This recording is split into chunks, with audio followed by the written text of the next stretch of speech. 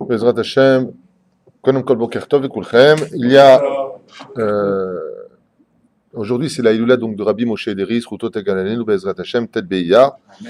Nous sommes vendredi et nous allons attaquer la paracha de Acharemot Kedoshim, Shetavo Lenu Letova Bilivracha. Sans plus tarder, une paracha remplie de mitzvot, particulièrement la paracha de Kedoshim, comme on va essayer de le voir. Peut-être que si Dieu veut, on arrivera à faire quelques petites pauses sur certaines mitzvot en les passant rapidement avec quelques explications, afin de parcourir de façon rapide un peu la paracha de la semaine qui est très importante pour nous tous, comme toutes les autres parachutes d'ailleurs. Bien, on nous parle, comme c'est marqué ici dans le texte, Vaidaber Adonai el Moshe, Acharei Mot Shene Bene Aaron Bekorvatam Lifne Adonai Vayamutu. Dans le texte de la Torah, on pourrait se poser une question essentielle. D'abord, on a trop disant, Vaidaber Moshe est mort, donc Dieu s'adressait à Moshe en ces termes, après la mort de Shene Bene Aaron, des enfants de Aaron. Bekorvatam, parce qu'ils se sont approchés, donc devant Hachem en apportant un feu étranger, et ils en sont morts. Alors, qu'est-ce qu'on doit comprendre d'ici? D'abord et avant tout, le mot Béné Aaron demande réflexion. La paracha, alors qu'on a déjà parlé de leur mort dans la paracha de Shmini, où ils meurent réellement parlant là-bas, on va dire les Béné Aaron. Pourquoi tu me dis Béné Aaron? Nous disons chez les Béné Aaron. Nanav et Avinu sont les fils de qui? Aaron. De Aaron. Alors pourquoi tu me dis Béné Aaron? Pour nous dire qu'en fin de compte, celui qui a tué réellement Aaron, les enfants de Aaron, c'est Aaron lui-même. La reine Katouf Béné Aaron. C'est très bien qu'ils le sont. Chazal disent de là, comme c'est marqué dans la Gemara, un enfant ne meurt dans la vie d'un homme qu'à cause des parents. D'où est-ce que tu apprends ça du verset d'ici? C'est dur à entendre, hein, c'est des réalités qui font mal. Aval en mitat abanim ela be'avon haorim. Comme c'est marqué, poked avon avot al banim. Dieu reporte la faute des parents sur les enfants. Et là, on vient nous dire ici d'Oraïta, dans la Torah, Béné Aaron. Parce que même si tu viens dire ils n'avaient pas 20 ans, qu'ils ont fait ça par zèle et amour pour Hachem, qu'on pourrait trouver des circonstances atténuantes, étant donné que Aaron avait fait la faute du veau d'or, normalement aurait dû mourir ses 4 fils. Mais comme Moshe Beruach HaKodesh avait vu que ses fils allaient partir, alors il a prié pour qu'ils restent. Dieu a pris en compte 50% de la prière de Moshe Rabbeinu, n'en a laissé que 2, Itamar et Eliezer, et il lui a pris Nadav et Avihu, qui étaient les plus élevés de toute cette famille à cette époque même. Donc Béné Aaron vient nous enseigner ici que, en réalité, En mitat abanim ela be'ashmata orim. Kivyachol, il n'y a pas de mort des enfants si ce n'est que par la faute des parents. C'est enseigné dans la Gemara, il n'y a pas besoin de moi ni de s'étonner de ce que je viens de dire. C'est pour quelqu'un qui étudierait le Talmud, il le lirait noir sur blanc. Donc c'est pas là qu'est le problème, juste pour nous enseigner que chez Akadosh Baruch Hu, tout est Efa va Efa. C'est-à-dire, au contraire, il n'y a pas de Efa va Efa, il n'y a pas de toi oui et toi non. Tout ce qui se fait, c'est toujours Betsedek. La reine Katou va idom Aaron, à propos de Aaron, qui reçoit cette épreuve avec amour, même s'il n'avait pas compris le pourquoi des choses. Ce qui est certain, c'est qu'il l'a reçu avec amour. Mais la faute du veau d'or est revenue une fois de plus accusée. Et comme dans chaque génération, il y aura chaque fois cette faute du veau d'or, même si derrière tout cela, Dieu avait besoin qu'il meure pour un corban en haut dans les cieux, où il devait être les 2 corbanotes, comme nous l'avions expliqué, ou que tout simplement il devait aider Pinchas ben Eleazar le jour où il devait accomplir ce grand acte si héroïque de venir rendre le shalom dans le Machan Israël après la faute de Kozbi Batsour et Zimri ben Salou, en les transperçant avec cette lance. Heureusement qu'ils sont morts avant pour rentrer en lui, parce que s'ils étaient vivants, alors il serait mort lui-même, et donc il y aurait eu un désastre dans le peuple d'Israël. Dieu se sert de nos erreurs pour accomplir ses desseins, comme on l'a souvent expliqué. Alors, on nous dit ici quelque chose de bizarre, parce que, à propos de la mort de Aaron, comme on le verra plus tard, ou comme on l'a même déjà vu dans les commentateurs, ils sont rentrés avec des habits Puruim. Basé Puruim, à Kabana, ils sont rentrés, Feruim veut dire des habits euh, euh, défectueux. C'est un problème. Alors, comme c'est marqué, ils ne sont pas rentrés avec des habits dignes de se présenter devant Hachem. C'est comme le Inan de la Beth Knesset. Quand on vient dans une synagogue, il est très important de se préparer, parce que le Beth Knesset, c'est ce qu'on appelle Mikdash Muat, comme petit Beth Mikdash. C'est très important de venir dans une Beth Knesset préparé. On ne vient pas dans une synagogue comme on irait, Chazvé Shalom, aller dans les charbons, travailler. Donc on doit se préparer, comme fait mon frère Hashem Shurahaou, Sami, Il travaille à Bézek. Donc quand il revient, il est très sale. Il s'arrange toujours pour vite, le plus vite possible. Peut-être pas qu'il est aussi tout le temps. Je ne dis pas le contraire. Il est préférable de prier en minyan, hein, bien sûr, que d'aller prendre sa douche, préparer, arriver en retard. Non, mais il faut s'arranger, si on le peut, bien entendu, dans certaines circonstances, pour arriver à la maison, le temps de se doucher, de se changer, les revois d'Akadosh Baruch Hu, les revois d'Hachem. Eux, ils sont rentrés avec des habits pas très jolis. Alors, Emet la Mito, comme c'est marqué dans Masechet Sanhedrin, à la page 93, à Moudalef. On nous parle là-bas, dans Masechet Sanhedrin, de la vraie signification de ce que nous appelons les habits de l'homme. Quelle remèze, quelle allusion se cache derrière cette situation. On parle donc des habits de Nadav et Avihu. De quoi est-ce qu'on parle? En réalité, il faut savoir, nous dit la Gemara, à propos d'une histoire. Alors je vous lis comme ça cette histoire de ces deux grands Nevi et Sheker. Hein, il y avait deux prophètes mensongers qui s'appelaient Achav ben Kulia et Tzidkia ben Maasya. C'est leur nom. Et ces deux faux prophètes en Babylonie avaient des envies sataniques, des envies terribles. Qu'est-ce qu'ils ont fait? Étant donné qu'ils savaient que Nabucodonosor, roi de Babylonie et du monde à cette époque, avait une fille merveilleuse, ils ont voulu la prendre. Et l'un comme l'autre se sont fait passer pour des prophètes, car ce rachat respectait les prophètes d'Israël. Il savait que Dieu existait. Il a même fait une louange à Dieu. On raconte la Gemara. Et l'un est venu voir l'autre en lui disant, devant le roi, Dieu s'est adressé à moi cette nuit en songe et il m'a dit que ta fille devait aller avec lui, en parlant de son autre, son copain. Un coup monté. Et l'autre dit exactement, moi aussi Dieu s'est adressé cette nuit à moi et il m'a dit que ta fille devait aller avec lui. En d'autres termes, ce qu'il voulait, c'était de prendre sa fille. Le problème, c'est qu'ils avaient oublié un détail. C'est qu'il y a des goïms qui connaissent mieux la Torah que nous. Comme c'est marqué, Ve'agoy asher haba me'eretz nochria. Chazal, ils disent qui est ce non-juif dont on parle dans la Torah qui vient d'une terre lointaine. Chazal, ils disent on parle du juif qui aura oublié la Torah à la fin des temps, comme les non-juifs qui sont venus de très loin, ce qu'on appelle les non-juifs de la campagne. Donc il y a des non-juifs qui connaissent la Torah. Et Nabucodonosor savait une chose. Akadosh Baruch Hu sonezima. Akadosh Baruch Hu, tout ce qui est porté sur la sexualité, déteste. Tout ce qui est comme ça, Akadosh Baruch Hu sonezima. On ne parle pas de la mitzvah, d'avoir des enfants. Mais tout ce qui est fait de façon bestiale, Dieu déteste. Nekuda. Alors il leur a dit, non, moi ça ne marche pas votre histoire, j'ai besoin de preuves. Qu'est-ce que tu veux qu'on te dise comme preuve? Tu veux rentrer avec nous dans les songes? Je ne peux pas. Il a dit, écoutez, à une époque, j'ai essayé 3 grands d'Israël, 3 grands prophètes, qui ont essayé de me mettre à l'épreuve.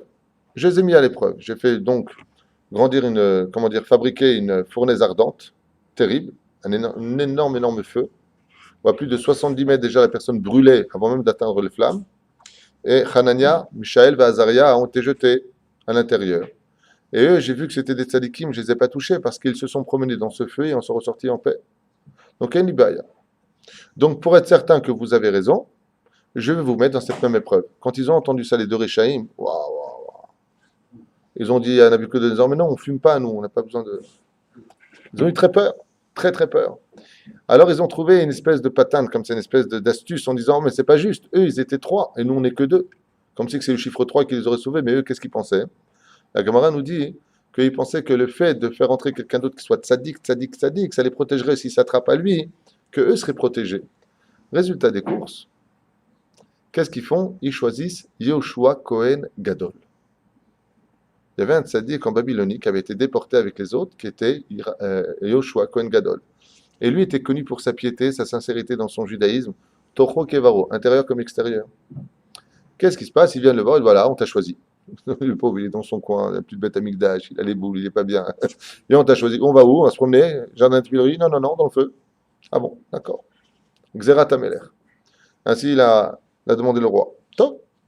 Voilà que chacun d'entre eux s'agrippe comme ça à son bras, ils avancent. Et Yoshua Cohen Gadol, lui, il avance au milieu comme ça avec sa grande barbe. Et bien entendu, à 70 mètres, 80 mètres du feu, quand il arrive pour s'avancer vers les flammes, avant même qu'il ne rentre, il n'y a plus que 2 squelettes comme ça qui se tiennent à son bras. Il les regarde de chaque côté, il s'en débarrasse.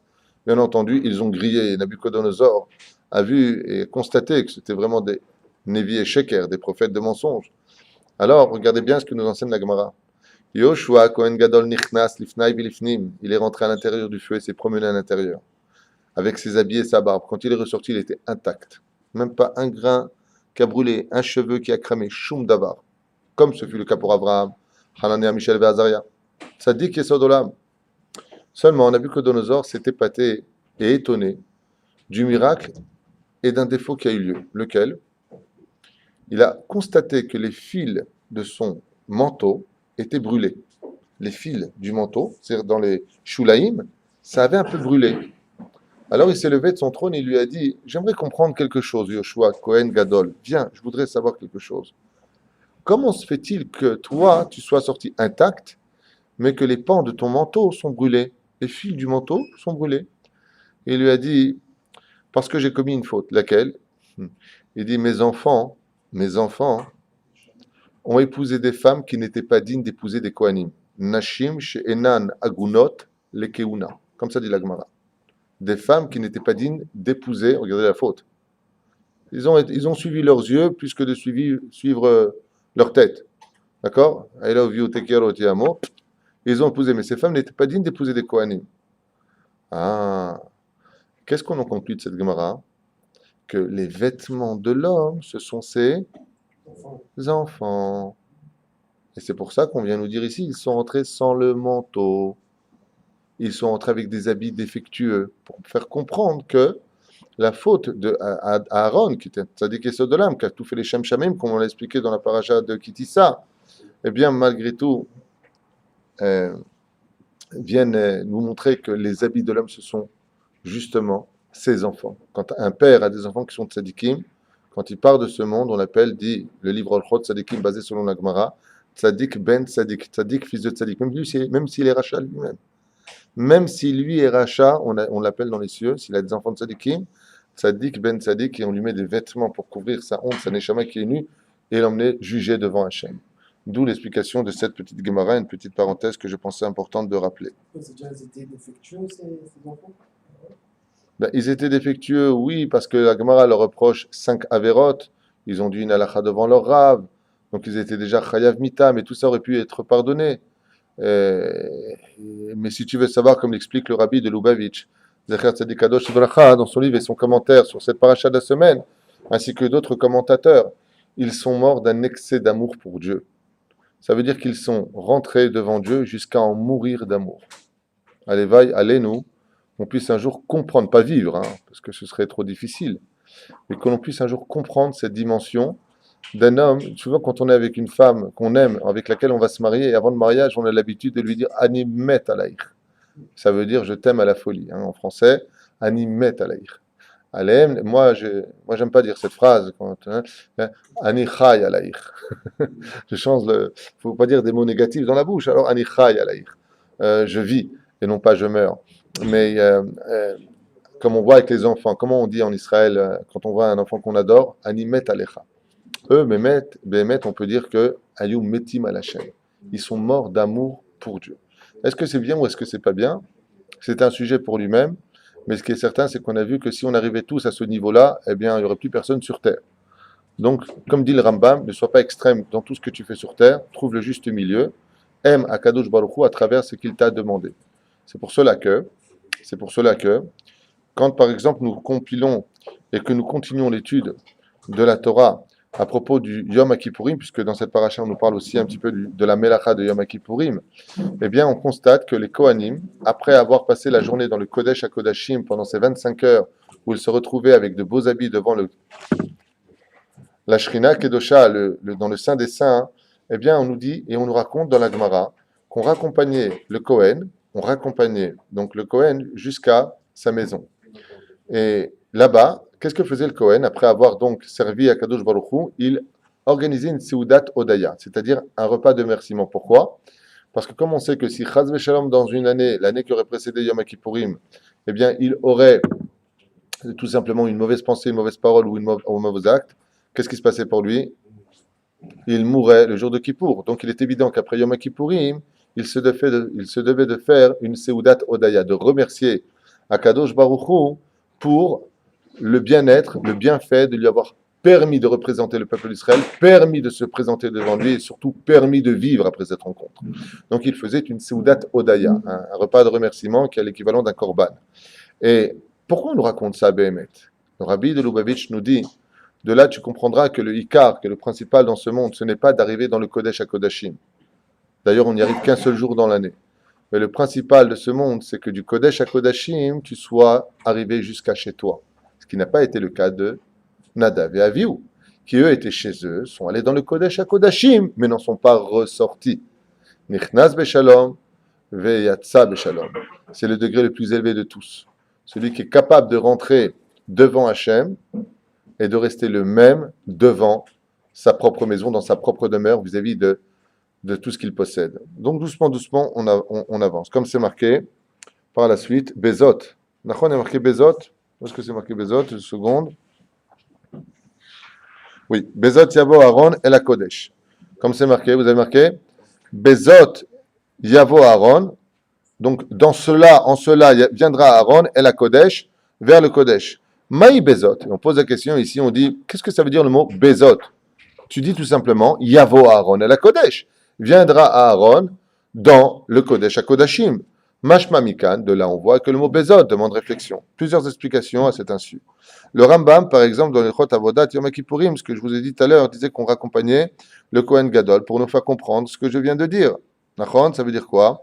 Chez l'Ifnei Yom Kippour, le Kohen quittait et se devait de quitter sa maison pour se préparer, quitter sa femme et ses enfants pour se préparer à cette rencontre fatidique entre lui et le divin le jour de Yom Kippourim, et qu'on le ramenait dans son appartement au monde à Tartonim. Et qu'est-ce que nous dit ici le Rabbi de Lubavitch? Car le but de ce monde, le principal de ce monde, ce n'est pas simplement de faire une maison pour Dieu qu'on appelle le Beth Amikdash, mais il y a plus fort que le Beth Amikdash, c'est de faire une dira à Akadosh Baruch Hu dans les Tartonim, dans le monde d'ici-bas, c'est-à-dire dans le foyer de chaque juif.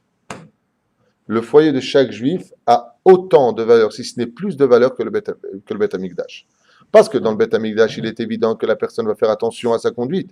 Mais à la maison, s'il se conduit comme si qu'il était dans le Beth Amikdash, alors vous pouvez être certain que lui, il a fait un appartement à Kadosh Baruch Hu dans toutes les demeures d'Israël, chez Neymar, Veshachanti Betocham, car je me suis installé parmi vous, qui est le but principal, explique le Rabbi, de la Avodat Hashem. La vraie Avodat Hashem, ce n'est pas à la synagogue qu'on la vit, ce n'est pas dans les Beth Midrashot qu'on la vit, c'est à la maison. La vraie Avodat Hashem, c'est là-bas. C'est pour ça que le meilleur témoin d'un Talmid Chacham, c'est certainement pas ses élèves, et encore moins au Beth Midrash, ni les rabbanim qui l'entourent. C'est à la maison, la femme et les enfants. Eux sont les vrais témoins de ce que représente le personnage à la maison. Lui, ces personnages, la femme et l'homme, et ainsi de suite, eux sont les vrais témoins. Le reste, c'est du balourd. Pourquoi ça peut être du théâtre, ça peut être à la maison Béhémet. Là-bas, on peut dire que cette personne, elle est Kadosh. C'est pour ça qu'on raccompagnait le Kohen jusqu'à la maison pour faire comprendre qu'il était resté le même. Et la preuve en est, si tu n'avais pas été correct à la maison et que tu venais devant le Yom Kippourim devant Hachem, tu mourrais. Pour te dire que Yom Kippourim n'existait que par rapport à ce que tu étais chez toi et non pas à l'intérieur. Vous avez compris la différence? Enseignement du Rabbi. Magnifique. Bezot, sheyesh beyad shel Israël leshanot gzerot kashot al yedei tzom. Mazé Bezot. Tzom, Bezot, ça fait combien en gematria? 408. Bezot, Bet, Zain.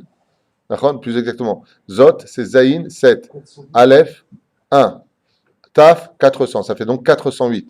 408, pourquoi on nous dit 408? Parce que pour se présenter devant Hachem, il faut 3 conditions. La première, Tzom, dont la gematria est 136. La deuxième, Kol, prière, dont la gematria est 136. La troisième, la Tzedaka, Mammon, dont la gematria est 136. 3 fois 136, 408. Je répète. Il y a 3 conditions pour qu'un homme puisse changer les décrets divins, comme à Yom Kippourim. C'est ce que j'ai dit. Zot, Zain, Aleph, Taf. Je répète. Tzom, jeûner. À Yom Kippour, on jeûne. Kol, prier. On fait ça toute la journée. Maintenant, je vous rappelle que Tzom, c'est Tzadi, Vav, Mem, 136. Kol, c'est la prière. Kol, Kol Yaakov, Kouf, Vav, Lamed, 136. Mammon, donner de la tzedaka absolument à travers les caparotes et aux pauvres, c'est 136. Donc, s'il faut ces 3 conditions, ça nous fait 136 fois 3, 408. Bezot, Mazé Bezot, en cela. Donc, ça fera exactement 408. B, ça veut dire dans. Zot, c'est la gematria. Toi, tu veux mettre le bet dans le zot. Non. Bezot, ça veut dire quoi bet en hébreu? Basé. En cela. Il y aura une explication avec le mot bête, ne t'inquiète pas. Pourquoi? Je vais te le dire tout de suite. Puisque tu vas absolument mettre le bête dans la gematria. Si nous avons donc le bête qui fait 2 en gematria plus 408, ça nous fait 410, gematria kadosh. De là, on voit qu'une personne ne peut se présenter devant Dieu que quand il est kadosh. Et pour finir, pourquoi est-ce que l'on parle de tout cela? Parce que les Kohanim, pour le premier Beth Amikdash, ont été extrêmement vigilants sur ces 3 points cités ici. Ce qui fait qu'il y a eu très peu de Kohanim Gedolim pour le premier temple qui a duré combien d'années? 410 ans, Gematria Bezot, contrairement au deuxième qui a duré 420 ans, où les Kohanim étaient beaucoup moins vigilants sur ces particularités qui faisaient de grands personnages, et c'est pour ça que beaucoup mouraient. Il y a beaucoup plus de Kohanim, beaucoup plus au deuxième temple qu'au premier temple. D'où l'expression Bezot, avec la Gematria pour te faire plaisir. Naïm Aïlé Adam, donc c'est dans ces conditions qu'il rentrait. Alors Yudan, il dit, Mazé Bezot, Zesrut Limud Torah. Alors maintenant, on va étudier chez Rav Yudan, excusez-moi, plusieurs explications sur le mot Zot. Est-ce que vous avez dans tête, Bezrat Hashem, des psukim où vous avez le mot Zot, Vezot, A Torah, Asher Sam Moshe? On voit que le mot Zot, il est employé pour plusieurs termes. Et voilà ce qu'on nous dit exactement. Dans quel srout, avec quel mérite un homme pourra se présenter devant Dieu? Chaque fois que tu verras le mot Zot, c'est un indice. Vezot à Torah, Bisrut Limud Torah. Le fait qu'une personne étudie la Torah, ça lui permettra de pouvoir se présenter devant Dieu. C'est-à-dire l'échelle qui permet à l'homme l'ascension de rejoindre le divin pour la compréhension et pour la représentation de ce que Dieu attend de lui, c'est l'étude de la Torah. Chez Nehemar, Vezot à Torah. Bisrut Mila. Ah, la Brit Mila aussi. On aura besoin de faire attention, comme on l'a expliqué sur le cours de Zera Levatala ou de la paracha de Shemini, où on parle des conditions de la Brit Mila. Zod Beriti, Asher Tomru. Voici mon alliance que vous donc étudierez, direz. Besrut Shabbat. Où est-ce que c'est marqué? C'est marqué Miforage. Ashre Enosh Yaase Zot. Heureux l'humain qui fera Zot. On parle du Shabbat Kodesh là-bas. C'est quoi? Le Shabbat Kodesh. Si tu fais Shabbat, qui est le Chata, tu pourras aussi rencontrer Hachem tôt ou tard. Bisrut Yehuda. Ma'akasher le Yehuda, qui a apporté la Malchut, respecter la Malchut d'Israël, Yehudi, chez Nehemar, Vezot, le Yehuda, dit Rabbi Yudan, Bisrut, Knesset Israël, par le mérite de la Knesset Israël qui ont compilé pour nous les prières et la majeure partie des lois juives, Zot, Komater, Damta, Letamar, Zot, Komater, Damta, Letamar, c'est la Knesset Agdola, Bisrut, Ateruma. Pourquoi Bisrut, Ateruma? Parce qu'il y a marqué, Vezot, Ateruma. Donc le fait qu'une personne fasse des dons par le mérite de la tzedaka, Vezot Ateruma, il pourra se présenter devant Hachem. Vous vous rendez compte de tous les secrets que nous livre maintenant Rabbi Yudan? Qu'est-ce qui te permettra un jour, toi, de pouvoir te présenter devant Hachem? Il faudrait que tu aies un Zot avec toi. Et c'est quoi ce Zot? C'est tous les versets de la Torah où il y a le Zot qui précède la demande de la mitzvah. Bisrut à Korbanot, chez Nehemar, Bezot Yavo Aaron. Donc il doit faire le korban de Azazel, et l'Hachem, pardon, et de Azazel. Donc on voit Bezot Yavo Aaron, comme c'est marqué dans la Torah. Donc par le mérite du korban, du sacrifice de l'homme, de la Messirut Nefesh aujourd'hui où on n'a plus de korbanot, ou alors d'étudier les lois des korbanot, comme on l'a vu Bezot à Torah, tu pourras te présenter devant Hachem. Et pour finir, comment on ne va pas tous les faire, Be Srut Amasrot, comme c'est marqué, Obechanina na Bezot.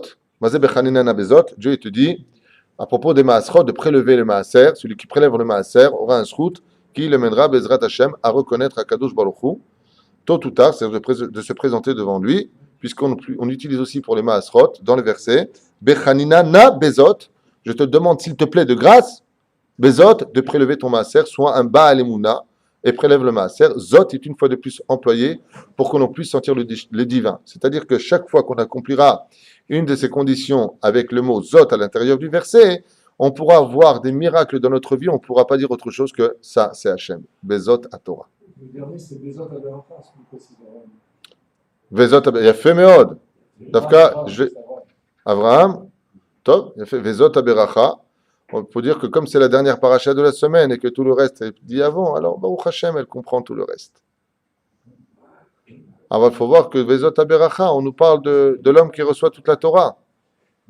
Béni est l'homme qui respecte l'ensemble de la Torah et maudit, comme on le voit malheureusement dans la paracha de Kitavo, l'homme qui ne respecte pas la Torah. Donc, Vezot à Torah, Vezot à Beracha, Mekabel, il y a fait. Il y a marqué comme ça, Goral Echad l'Hashem, Ve Goral Echad la Azazel. Dans le verset Het, on nous dit qu'il y avait un Goral l'Hashem et un Goral la Azazel. Le Ben Ishraï nous dit ici que ces deux animaux, ces deux boucs, que nous emmenions selon un Goral, on faisait sortir un Goral sur lequel on mettait un fil rouge sur les cornes du bélier qui avait été choisi pour aller à Azazel et un fil blanc pour celui qui avait été choisi pour monter sur le Misbéach. Le Ben Ishraï précise quelque chose qui doit retenir notre attention. Il dit, sache que la montagne de Azazel, pourquoi on appelait ça Azazel? Parce que c'est Har caché. C'était une montagne, la falaise, qui était représentée en forme de montagne, était une montagne qui était extrêmement dure, plus dure que toutes les autres montagnes. D'où le mot en hébreu forte. Comment on dit très fort en hébreu? Az. Az veut dire très forte. D'accord? C'est une des explications, on va rentrer un peu plus loin, ne vous inquiétez pas, dans d'autres explications un peu plus ésotériques. Quoi qu'il advienne, ce bouc, dit le Ben Ishraï, qui était emmené à Azazel, était un bouc où il n'y avait absolument aucune réincarnation.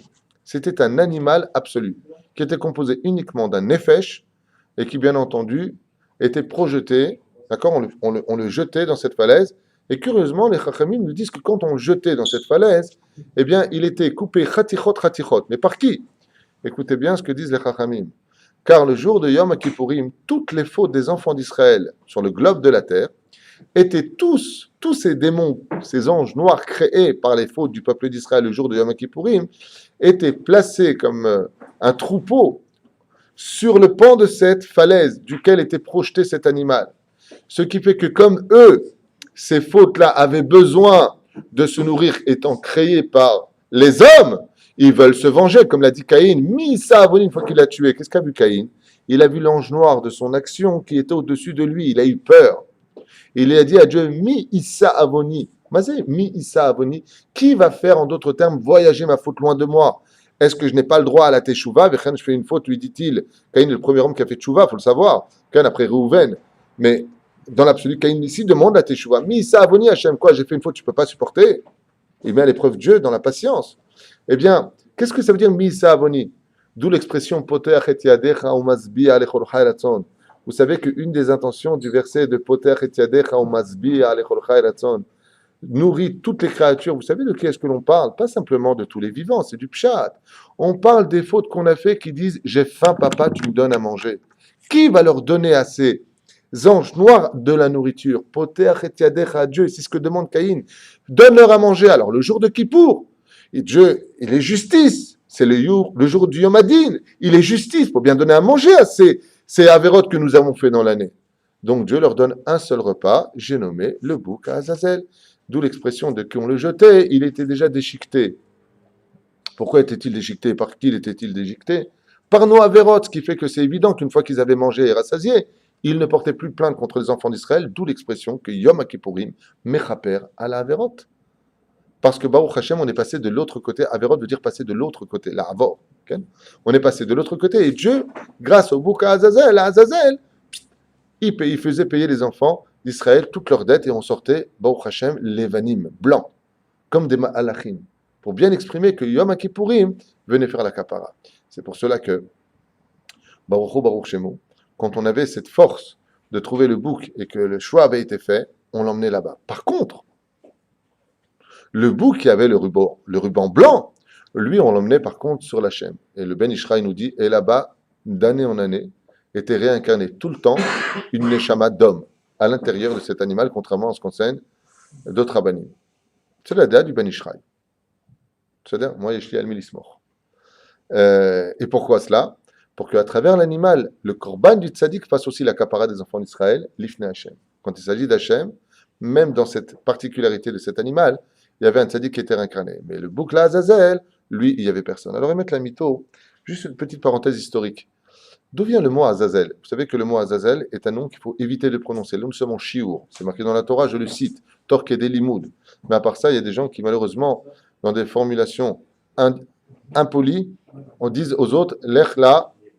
Ça, c'est strictement interdit. Quand on a Ben Torah, on ne dit pas des mots pareils. Chaz Shalom.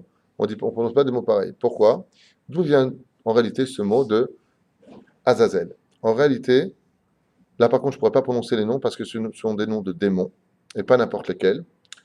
À la création du monde, les anges ont porté plainte contre Dieu en disant Ribono Shel Olam, voici que tu as créé Adam et Ève, et en tant que Neshama, ils ont déjà fauté. Pourquoi est-ce que tu ne nous as pas donné à nous la terre? Dieu va dire à ces deux anges qui sont venus le voir de haut gradé, puisque vous avez porté plainte contre l'homme, je vous mettrai dans la même situation. Descendez sur terre et voyons si vous, vous êtes capable de ne pas fauter. Ces deux anges, pas de problème, sont descendus sur terre, ont porté l'habit de l'homme, j'ai nommé un habit de peau, donc mi-homme, mi-ange, et sont tombés sur les filles de Caïn. En tombant sur les filles de Caïn, ils se sont transformés comme le loup de Texaouri. Ils sont rentrés dans la matière, ce qu'on appelle Chomer et Achour, Ve'en apotropous la rayot, et eux-mêmes, prévenus par Dieu, alors qu'ils étaient anges, simplement dans des corps d'êtres humains, sont tombés. Comme ils sont tombés, on appelle ça les anges déchus. Plus loin, on les appellera les Néphilim. Ils ont eu des enfants dont un s'appelait Sichon et l'autre s'appelait Og. Même si il y en a qui, oui, Eliezer, il dit qu'Og c'est Eliezer. Quoi qu'il advienne, on le trouve dans les Midrashim à travers déjà l'époque de Noach, où il s'était accroché à l'arche. C'est ce qu'on appelle les Néphilim. Les Néphilim, Hayou Ba'aretz, comme le précise justement les Meraglim, quand ils reviennent, ils disent il y a des Néphilim là-bas. Ce ne sont pas des êtres humains normaux, ce sont des êtres qui font des tailles incommensurables, peu importe, on n'est pas là pour parler de leur taille, mais ce sont des Néphilim. Mais en tout cas, ces deux-là, comme ils ont eu honte de ce qu'ils ont fait, sont passés de l'état de ange à l'état de démon. Et si vous prenez le mot Azazel et que vous le coupez en deux, vous obtenez le nom de l'un et le nom de l'autre. Et ils ont été enfermés dans une grotte noire qui s'appelle la montagne de Azazel. Lopachot Veloyoter. Jusqu'à aujourd'hui. Ils sont enfermés là-bas, dans une colère terrible. Ils s'en veulent et en veulent à l'homme, parce que c'est à cause de l'accusation qu'ils ont portée sur les hommes qu'ils se sont retrouvés à l'état d'homme, d'ange, à l'état de démon, enfermés, et dirigent le monde depuis là-bas, dans les forces de Mars. Quoi? Entre autres. Entre autres. Tov. L'amdenu chez le makom, chez Timtsa Kedusha. Ah oui. Alors ça, c'est aussi un enseignement qu'il faut absolument savoir. C'est que on nous parle de Echad Lachem et Echad la Azazel. Alors, on a un qui est pour le Kodesh et l'autre qui est pour la Touma. On est bien d'accord, pour l'impureté. D'accord. Et les Chachamim nous disent ici, à propos de cela, comme c'est marqué dans ma Sechet Yoma, à la page 66 à Moudbet, c'est marqué Sha'ayou, Etzem Elavim. Alors, on prenait le jeune homme, vous savez qu'il y a un homme qui a une mitzvah de manger le jour de Yom Kippourim. On doit tous jeûner sauf un homme, celui qui a mené le bouc. On emmenait de station en station, de soukot en soukot, et on l'accompagnait jusqu'à la 10e souka, comme c'est marqué là-bas, Yerushalmi, Ve'ad Tzok, Mechek Alpaim Ama, et à chaque fois on faisait donc 2000 Amot, c'est-à-dire 1000 km, comme le Troum du Shabbat Kodesh. Alors, ce qu'il faut savoir, c'est qu'ici on a quelque chose de très sympathique à apprendre. On nous dit Echad Lachem, Ve'echad la Azazel. Tachlit. Qu'est-ce qu'on dit nous toute la journée? Le Avdil Ben Kodesh Lechol.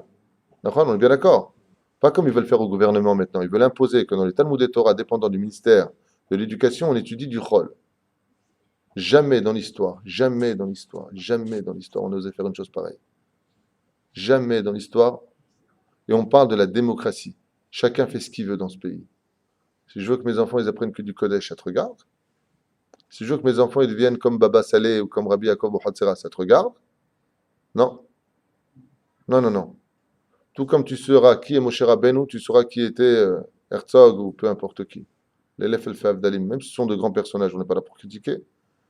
Aharemot, Kedoshim est mort, c'est marqué. Comme disait Rabbi Moshe Ederi, une fois il s'est levé d'une synagogue parce qu'on a dit du mal d'un juif qui était mort. Aharemot, après leur mort, Kedoshim, Kadosh, est mort, tu diras. Parle pas de quelqu'un qui est mort. En plus, il n'est pas là pour se défendre. Donc tu n'as pas à parler de lui. Mais de l'autre côté, je peux choisir de qui je veux étudier, de quelle mort je veux parler, moi, dans ma vie. De ce que je veux rentrer dans ma bouche ou pas. On veut aujourd'hui nous l'imposer. Et de là, tu vois que là où il y a de la Gdusha, il y a toujours de la Touma. Il y a le Beth Midrash ici, juste en face, on a un coiffeur avec une femme allongée, dénudée, en rouge, sur une pomme, Ève qui mange la pomme. Juste ici, en face. C'est ce qu'ils disent les Parchanim. Là où tu as de la Gdusha, tu as automatiquement de la Touma. Et c'est un très bon signe. Là où Bezrat Hashem, il y a la difficulté, où l'impureté veut s'installer, c'est que juste derrière, il y a automatiquement de la Kedusha. Tout comme une femme devient Nida dès qu'elle va mettre au monde la Kedusha, la vie, qui est une coach elle devient Avi Avotatuma. La pire de toutes les Tumot qu'on avait étudiées, c'est la Nida. Alors comment se fait-il que pour mettre au monde la Kedusha, elle est Tmea? Parce que là où il y a de la Kedusha, la Touma fonce. Il va absolument être proche. Echad Lashem, Echad Lazazel. Ushmartem et Rukotai, Bet Mishpatai, Asher Yase Otam Adam, Vechai Bahem. Mazé Vechai Bahem, et tu vivras en eux. Qu'est-ce qui amène un homme au monde futur? Vechai Bahem. On vit tous dans ce monde et on mourra. Vechai Bahem, nous disent les Chachamim, si tu gardes les préceptes de Dieu, les lois d'Hachem, en d'autres termes, d'accord? Asher Yase Otam, pas Yeda Otam. Pour être un homme de Torah, il ne faut pas savoir la Torah, mais il faut mettre en application l'étude de la Torah comme on le sait tous. Ils disent les Chachamim, Adam Shua Tzadik, Shemelamed Acherim Chukim, les filles, Hamatzav Shelador. Et de quoi est-ce qu'on parle ici? Il y a marqué Chai Bahem. Une autre explication nous dit Chai Bahem dans cette génération. Tu devras étudier et écouter la parole des Chachamim de ta génération, Vechai Bahem, que tu vis maintenant, pas que tu as vécu avant.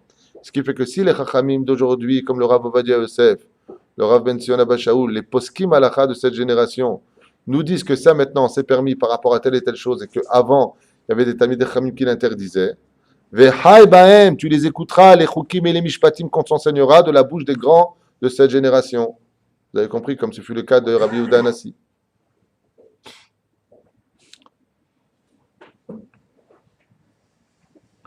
On va s'arrêter ici pour la paracha de Haremot et on va plonger pour le reste sur la paracha de Kedushim. Kedushim Tiyu. Mazé Kedushim Tiyu. On se doit à Bezrat Hashem d'être des gens kadosh. Alors j'ai une question à vous poser, messieurs. Qu'est-ce que vous pourriez me donner comme définition de ce qu'on appelle quelqu'un qui est kadosh? Daber Hashem el Moshe les morts. Daber el kol adat ben Israël va martalehem. Kedushim Tiyu. Ki kadosh ani Hashem elokechem. Soyez saints parce que je suis saint. Mais toi, Hachem, tu n'as pas d'Yetzerara, tu n'as pas nos épreuves. Parce que tu es saint, on doit être saint. Alors de quoi est-ce que l'on parle? Vous avez une idée? Cache-route, peut-être. De la cache-route. Parce que quelqu'un qui est saint, c'est quelqu'un qui cadoche autour de lui. D'abord, pour faire ça de fidèle, d'abord, il doit avoir en même temps. Dans ce cas-là, Yaakov, si je devais accepter ce que tu dis, je dirais Kesherim Tiyu. Kesherim Tiyu. C'est-à-dire soyez kasher. Comme c'est marqué dans les Ilchot Ishut du Rambam. Le respect qu'une femme se doit d'avoir pour son mari, le Rambam dit qu'est-ce qu'une femme kasher et pas une femme kadosh. Une femme kasher, zot sheshoma'at bekol ba'ala, c'est la femme qui écoute la voix de son mari. Oui. Donc on voit que la kashrut, le domaine d'un homme kasher n'a rien à voir avec le domaine d'un homme kadosh, comme on le dit dans Nishmat Kol Chai, Bifi Yesharim, Bifi Tzadikim, Bifi Kedoshim, Bifi Chasedim. On voit qu'il y a des degrés. Donc un kasher, c'est certainement pas un homme kadosh, c'est un degré inférieur. Un homme kasher, c'est un homme kasher. Shema, mesdames, c'est... Vas-y, il est kasher. Tu as raison dans l'absolu il va être kadosh, c'est ce qui mènera à la gdusha. Qu'est-ce qu'on appelle un homme kadosh? Un homme kadosh est séparé du monde matériel. Et pourtant, le Kohen Gadol ne pouvait pas être Kohen Gadol s'il n'était pas riche. Un Kohen Gadol, un homme de Dieu, s'il veut vraiment Bezrat Hashem atteindre le degré de la perfection, se doit d'être grand, fort, marié, avoir une femme belle et riche pour être dépendant de personne et servir Dieu sans aucune contrainte. C'est pour ça qu'il est marqué que les frères du Kohen Gadol, c'est-à-dire les autres Kohanim, devaient le rendre riche, parce que sinon il serait assujetti à certaines tentations qui feraient de lui un homme incorrect vis-à-vis d'Hachem. Donc, c'est vrai ce que tu dis quelque part. Le mot kadosh voudrait dire en fin de compte se séparer de quelque chose. Mais de quoi est-ce qu'on parle? Quelqu'un qui est kadosh par rapport à sa génération, qui a un niveau plus élevé que... Non, pas forcément. Je vois pas pourquoi on dirait ça. Celui qui a des traits de caractère de beaucoup. Non, ça fait pas de lui un homme kadosh. Un tzaddik, il n'aurait pas ça. Plus par rapport aux femmes, Le Ramban donne... J'ai entendu vos déotes, elles sont pas mal, parce qu'elles mènent à la Kedusha. Mais on parle de quelqu'un qui est Kadosh. Rabbi Moshe Deri m'a dit, c'était pas un homme pauvre grâce à Dieu, il m'a dit un jour, dans le couloir à la maison, Ani Ish Kadosh. On était en train de parler de quelque chose. Quand c'est séparé, c'est pas la faute en fait. il n'a pas de Yetzerara, peut-être? Tu sais, il peut avoir du Yetzerara. Alors regardons le Ramban. Le Ramban, il dit, Shelo tien nevalim bereshut Torah. Ce qu'on appelle un minouval bereshut Torah, comme par exemple quelqu'un qui pourrait profiter du bien que Dieu lui a donné, et lui, ce qu'il fait, c'est de prendre pour son plaisir personnel toutes les premières classes, le plus bel hôtel 10 étoiles, la première classe dans l'avion, oui, ce qu'on appelle Nosa bereshut, minouval bereshut Torah. Comme ça le définit le Ramban, d'accord? Celui qui, en d'autres termes, se servirait de la Torah de façon juste, c'est-à-dire c'est mon argent, c'est mon truc, en profitant des meilleures choses de ce monde. Dans ce cas-là, on dirait de lui, Menouval Bereshut Torah. Donc cet homme-là ne s'accrocherait pas à la Kedusha. La Kedusha doit passer au-delà de cela. Ensuite, Shafilu Masha Torah. Alors maintenant, c'est le principal de ce qu'on appelle un Kadosh, selon l'explication de la Torah elle-même. Qui est Kadosh? Je pense que c'est celui qui fait tourner le vote en ayant du Derech. Non, ça c'est un tzaddik. Il mène derech eretz en Torah. Si un homme fait la Torah sans savoir vivre, ouais, c'est un homme qui, en fin de compte, verse des diamants dans de la boue. La Torah, c'est des diamants. Lui, c'est de la boue. Il y a un problème. On n'en veut pas. C'est sale. C'est évident que pour la Torah, derech eretz kadma la Torah. Le derech eretz vient avant la Torah. Donc, Quelqu'un peut faire Shabbat avant une autre, pas avoir le Derech, c'est quoi? quelqu'un qui ferait Shabbat et qui n'aurait pas de derech eretz, c'est un animal avec une kippa et des tzitzit. Non, ce que je veux dire par là, c'est que ça s'applique à chaque vie. Je veux dire d'avoir un problème de vote, c'est pas une statique ou autre chose. Vous savez, je vais vous expliquer pourquoi vous n'arrivez pas à donner une réponse claire. Parce que vous confondez entre le tzaddik et le kadosh. Vous pensez que c'est la même chose. Par exemple, moi, si je te prends l'exemple que tu viens me donner, le tzaddik, une des explications que je donne tout de suite, on peut être tout à fait tzaddik racha, ou alors racha tzaddik. Si je vais en Israël, je suis tzaddik parce que je vais en Israël, comme le dit Chesed l'Avram, Rabbi Abraham Azoulay. Mais si je ne fais pas Shabbat, je suis un racha. Donc je suis tzaddik dans ce sens et racha dans l'autre. On peut être tout à fait un racha tzaddik. Esav était un grand racha, mais il respectait son père et sa mère. Donc c'est un grand tzaddik. Donc il est racha tzaddik. Kadosh, il n'y a pas de défaut en lui. Il est dans une darga de tzaddik où il est tzaddik gamour. On atteint déjà dans la notion de ce qu'on appelle kadosh. C'est une des définitions, il y en a d'autres. Celle que je vais vous citer est beaucoup plus précise. Dans la Torah, Kavana, celui qu'on appelle quelqu'un de kadosh, contrairement au tzaddik ou au droit, la personne droite, c'est celui qui s'est interdit même ce que la halakha lui aurait permis. Lui, il devient kadosh. Non. Tu as raison dans ta définition, mais ce chassid dont on parle ici, Emet La'amito, il est miprinat kadosh. Il s'est séparé de ce que la Torah elle-même lui aurait permis. Surtout que quand au début des choses, on a l'habitude d'expliquer. Comme une fois, j'ai dit à quelqu'un qui m'a dit « Ah non, non, non, non, non, non, moi je mange pas de viande, non, non, j'ai fait un éder, non, non, je mange pas de viande. » Et un autre jour, sans le juger, chas v'shalom, qui suis-je pour juger ou apprécier ou pas une personne? Je le trouve en train de fumer Shabbat. Alors, ouais. Alors ça m'a fait un peu rire. Et je lui ai sorti une phrase qu'il a remis en question grâce à Dieu. Ça a marché. Des fois, il faut être chutzpan dans ce monde pour obtenir des choses. Et je lui ai dit, tu sais, je veux dire une phrase, j'espère que tu la comprendras avec une belle dimension de ce que veut dire être droit dans son judaïsme. Ne te permets pas ce que la Torah t'interdit pour t'interdire ce que la Torah t'avait permis. Manger de la viande, c'était permis. Fumer Shabbat, c'est interdit. Vous comprenez ce que ça veut dire? Mais le kadosh, c'est celui qui, même si la Torah te dit mutar, ani lo rotse. Comme par exemple Baba Saleh à la Vachalom. Je vous avais expliqué qu'une fois son épouse lui avait apporté une soupe. Et Baba Saleh, qui était un homme kadosh, dit la bracha de Sheakol, Niya, Bidvaro, il la met à sa bouche. Il pose la cuillère dans la soupe, il le redonne à son épouse. Makara Zelotov, il lui a dit justement, elle est trop bonne. Ani lo rotse les notes misées. Mais c'est permis, il n'y a aucun interdit. Il n'y a aucun interdit de manger. Baba Saleh était un homme kadosh. On lui a déposé une couverture où il y avait des nounours dessus. Pom, pom, pom, pom, pom, pom. Il n'y a aucun issour d'avoir une couverture avec des nounours, ni d'avodazara, ni de chukot goïm, c'est pas des lois non juives. Il n'y a aucun issour. Seulement le nounours étant un animal impur dans la Torah, en tant que dessin, il n'y a aucun problème. Il est kadosh. Donc même ce qui m'a été permis, il a pris la couverture, il l'a jeté par terre, il a dit à son shamash, Rabbi Eliyahu Alfasi à la vache shalom, il lui apporte-moi une couverture halak, même dans les Baba Saleh, même la couverture était halak bet Yosef. Okay? Je ne veux pas de choses qui puissent m'imprimer ou chez moi de l'impureté quelconque, car je suis kadosh. Le kadosh veut dire que même si ça c'est permis, comme par exemple tu fais un mariage. Le mariage n'étant pas séparé, bien entendu, c'est un mariage, à vous en déplaire, satanique. Comme dit le Zohar Kadosh, pas moi. Hein. Là-bas, la Shrina s'en va et le Satan danse. D'accord? Qu'est-ce que tu fais de cette personne-là? Tu lui mets une barrière. Vous savez, vous savez qu'aujourd'hui, grâce à Dieu, on a vachement évolué. Grâce à Dieu, on met les Juifs dans des espèces d'enclos. Avec, attention, bien un blanc, avec un peu de déco quand même.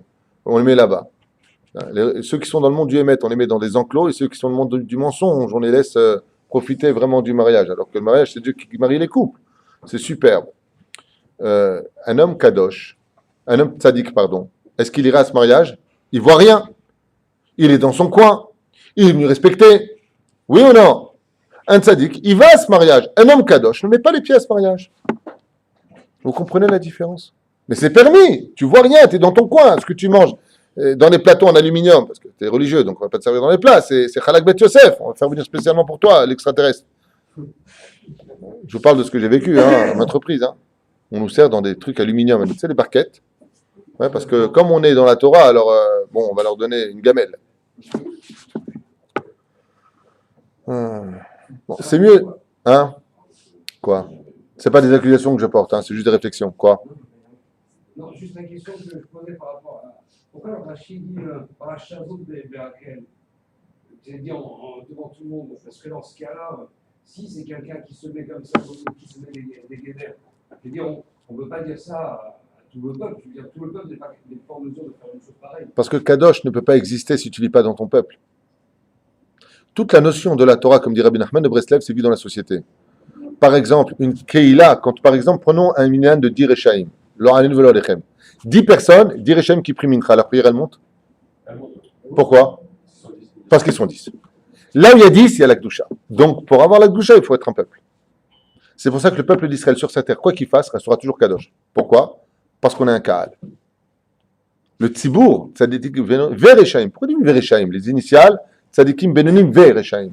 Parce que même s'il y a des Rechaim, ça fait de ce peuple un peuple Kadosh. L'union fait la Kedusha dans le peuple d'Israël. Vous comprenez la différence? Ça ne veut pas dire qu'on ne sera pas Chayav Mita ou qu'on n'aura pas. Aval, l'ensemble. Je voudrais un petit peu avancer parce que je voudrais rentrer dans les mitzvot de la Torah. Pour ceux qui devront partir, pourront se lever discrètement sans faire trop de bruit et s'éclipser. Moi, je continue pour ceux qui veulent ou qui peuvent rester. Alors, une autre explication qui est donnée ici, chez le roi David, il est marqué dans Télim, Sourmera. Mazé Sourmera, quitte le mal, retire-toi le mal. Celui qui arrête de faire du mal dans ce monde, ça s'appelle un tzaddik. Va à Setov, et celui qui fait le bien, c'est un kadosh. Encore une autre explication de ce qu'on appelle un homme kadosh. Non seulement lui, il fait aucun mal, mais en plus, il fait que du bien. Là, on le définit selon les Talmidei Chachamim comme étant un tzaddik. Autre explication, l'oraction d'un c'est celui, par exemple, qu'est-ce qu'on appelle quelqu'un de kadosh? Selon la tradition juive, on doit aller au mikvé au moins une fois par semaine, j'ai nommé le vendredi matin, ou le vendredi plutôt après-midi, après Chatzot, ou le matin, si on a déjà fait Shtemei Chavechat Targum, pour pouvoir recevoir la Neshama Yetera de Shabbat Kodesh. Oui, pour recevoir cette Neshama. Mais quelqu'un qui est kadosh, il va y aller tous les jours. Est-ce que c'est marqué une fois qu'on doit aller toujours au mikvé, à part la Chassidoute? Il n'y a pas. Il n'y a aucune halakha qui te dit que tu dois aller au mikvé tous les jours. Quelqu'un de kadosh va chercher par tous les moyens de se rendre kadosh. Tous les moyens pour se rendre kadosh.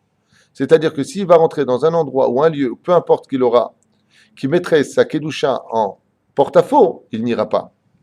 Bechol yom, shmirat abrit, particulièrement, ce sera un shomer brit mila particulier, c'est-à-dire que toute chose qui pourrait mener chas v'shalom à fauter, bien entendu, il ne le fera pas. Sipuk bemouat, un homme kadosh saura se contenter de très peu, par exemple. D'accord? Niz'a mikol tum'a, ce que je viens de dire, il fera attention à toute impureté. Kol shuv afiluz man mu'at, et la différence entre lui et un autre, par exemple, c'est que celui qui est kadosh va préférer passer par beaucoup plus de routes pour atteindre un chemin sans rencontrer la touma, que tandis qu'un tzaddik pourra tout à fait dans sa voiture passer par ce chemin-là parce qu'il ne va pas voir ce qu'il y a. Seulement la différence, c'est que le kadosh, quand il a ce niveau-là, il ressent l'impureté dans l'atmosphère. Donc lui, il ne veut pas passer par là-bas. Un homme qui est kadosh, le tzaddik par exemple, s'il doit aller ici, il va aller ici, il ne regardera pas, il est tzaddik. Le kadosh, il va faire un détour pour y accéder. Je préfère faire un détour pour y accéder que de passer par là. Pourquoi? Son niveau est plus élevé, il ne veut aucun contact avec la Touma. On passe. On arrive maintenant dans une dimension bizarre. Il y a marqué Ish imo ve'aviv tiraou. Alors écoutez bien maintenant ce que nous allons développer ensemble. Une des significations de la Kedusha, qu'est-ce qu'on appelle un homme Kadosh? Très bizarrement, la Torah vient nous dire, je répète, Ish imo ve'aviv tiraou. L'homme, sa mère et son père, tu craindras. Celui qui a la crainte des parents est appelé Kadosh. Bizarre, quel rapport? Celui qui a la crainte, j'ai pas dit qui aime ses parents. C'est une mitzvah d'aimer ses parents. Il faut que les parents nous aident aussi à cette mitzvah, de leur côté à eux, de se faire aimer. Pas en allant dans le sens du poil. D'accord? Les sachant éduquer, Bezrat Hashem, être proche d'eux, les emmener au lit, les essayer de les comprendre, sans jouer les psychiatres. Parce que dans cette génération, c'est plutôt des enfants qui jouent le psychiatre par rapport aux parents. Ish imo ve'aviv tirao. Et là, j'ai un problème avec ça. On ferme la parenthèse maintenant de Kadosh, et je voudrais rentrer dans une dimension hors du commun, qui est vraiment à écouter. Écoutez bien. Ici, bizarrement, le respect des parents commence par qui? La mère. Oh, Todarabah. Ish imo ve'aviv tirao. Donc on parle de la mère. Et pourtant, dans les 10 commandements de la paracha de Yitro, là-bas il est marqué Chabed et Avichabed imecha. Donc on voit ici la différence qu'il y a entre le père et la mère. D'un côté, on nous dit honore ton père et ensuite ta mère. Et dans la paracha de Kedushim, on nous demande de craindre d'abord sa mère et ensuite son père. Au niveau du pshat, c'est très simple à comprendre. Étant donné qu'il était de nature pour les enfants de craindre le père, Jeanne et Diwan à l'époque, aujourd'hui c'est le père qui dit à son fils bon, maman va rentrer, tu vas voir, bon j'arrête. Avant c'était j'ai papa, papa il arrive, on avait tous peur. Michnas Av, le Maatim Besimcha. Quand vient le père, on descend, on diminue un petit peu sa joie parce qu'il faut avoir la crainte du père. Malheureusement aujourd'hui c'est le sens contraire. Avant quoi qu'il advienne. En revenant sur ce que nous disions, Et avichavet imecha. On comprend pourquoi. Parce que la halakha nous dit que si ton père te dit à son fils, al-pi halakha, mon fils, assieds-toi à droite, la mère dit assieds-toi à gauche, étant donné que la Torah vient nous dire et avicha, qui a mis en premier? Le père. Ve'et imecha, la mère. Tu dois écouter qui d'abord? Le père. Et dans ce cas-là, pourquoi est-ce que Dieu il fait une chose pareille? Si tu comptais nous dire plus tard, dans le chemin de la Torah, dans le parchemin de la Torah, plus tard, parachat Kedoshim, que d'abord la mère, ensuite le père, alors pourquoi tu me dis une telle chose là-bas, ignorant la suite de la Torah, même si la Torah est un ensemble, pour te faire comprendre quelque chose d'important? C'est que la mère aussi se doit de craindre son mari. Attention, chas v'shalom, hein, pas mon mari est rentré, j'ai peur. Non, mais al-pi halacha, la mère doit craindre son mari comme une fille craint son père. Mashma, que la mère est mise au niveau, ça va pas plaire ce que je veux dire, mais que la mère est mise au niveau des enfants. Donc, chabed, toi le fils ou la fille, est avicha. Ve'et imecha, et ta mère aussi tu la craindras. Alors dans ce cas-là, pourquoi tu me dis ça ici? Au niveau du pshat, parce que comme il est d'habitude et de coutume que les enfants ne craignent pas trop la mère, ouais, va te faire cuire un œuf, maman arrête, oh maman, Donc, la Torah vient nous mettre en garde, non, ne fais pas de zilzoul de ta mère, parce que j'ai dit ton père et après ta mère, voilà je te dis maintenant ta mère. Fais attention au respect que tu dois à ta mère, autant qu'à celle que tu dois à ton père, toi en tant qu'enfant. Quand j'ai marqué là-bas, en réalité, respecte ton père et ta mère, c'est pour faire comprendre à la femme qu'elle se doit aussi de respecter son mari, comme les enfants doivent respecter leur père. C'était l'enseignement que j'ai laissé là-bas, mais pour les enfants, le père et la mère, tu dois les craindre pareil. Mais un peu plus le père quand même. Dans ce cas-là, qu'est-ce que viendrait nous enseigner selon le deuxième volet qu'on vient de découvrir? Cette paracha de la semaine qui nous dit d'abord ta mère et ton père. La réponse est très simple. C'est qu'en réalité, dans la paracha de Yitro, on parle de ton père et de ta mère quand ils sont mariés, ils sont ensemble. Et si ton père et ta mère sont ensemble, comme on l'a dit tout à l'heure, tu dois respecter ton père et ensuite ta mère. Mais s'ils ont divorcé, alors la Torah vient nous donner une nouvelle dimension. S'ils sont divorcés, ce qu'on a dit dans Parashat Yitro s'annule. Ça n'a plus de rapport. Il faut venir dans la Parashat de Kedushim. Et ça veut dire quoi au niveau de l'exemple? S'ils sont mariés, que ton père te dit va à droite et que ta mère te dit va à gauche, tu vas où? À droite. Et s'ils sont divorcés, ton père il te dit va à droite et ta mère te dit va à gauche, tu vas où? Tu vas où tu veux. Tu n'es plus obligé de donner le respect à ton père plus qu'à ta mère. Et Timecha vient t'enseigner ici que maintenant le couple n'est plus ensemble. Chas v'shalom. Donc s'il n'est plus ensemble, je me devrais de respecter ou l'un ou l'autre. Il n'y a plus de priorité. La mère a autant de pouvoir que le père. On n'est plus ensemble. Qu'est-ce que ça vient nous enseigner par rapport au Zohar? Le Zohar Kadosh te dit, à propos de la paracha de Kedushim, que le père, c'est Akadosh Baruch Hu. La mère, c'est la Shekhinah. Il y a le côté caché qu'on ne pourra jamais voir si ce n'est qu'après la mort. Chez Neymar, Kilo ir'ani Adam Bachai, tu ne verras pas si ce n'est que de ta mort. Mais par contre, pour la mère, qui est la Shekhinah, celle qui est avec nous, celle qui nous suit, celle qui nous surveille, celle qui veille sur nous, elle, c'est le côté, en d'autres termes, si je peux me permettre l'expression, le côté féminin de Dieu. Dieu n'est ni féminin ni masculin, c'est un langage d'enfant. Et lui est avec nous. En d'autres termes, si je pouvais expliquer ça non pas de façon imagée mais explicite, si la Shrina, donc la maman, est avec nous et qu'elle n'est plus avec son père, qu'est-ce qui s'est passé entre les deux? Exactement. Ça veut dire que la Shrina aurait, entre guillemets, de façon imagée, divorcé de Dieu. Donc maintenant, moi, si mon père et ma mère dans les cieux, Dieu est qu'un, chas v'shalom, il n'y a pas de divinité dans les cieux, c'est une image pour comprendre. D'accord?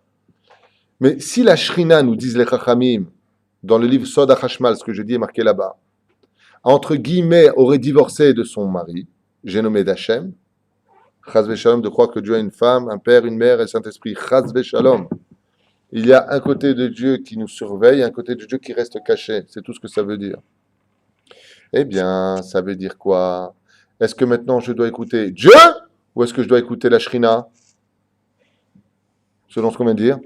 Celui que je veux. Je suis plus obligé de t'écouter Hachem.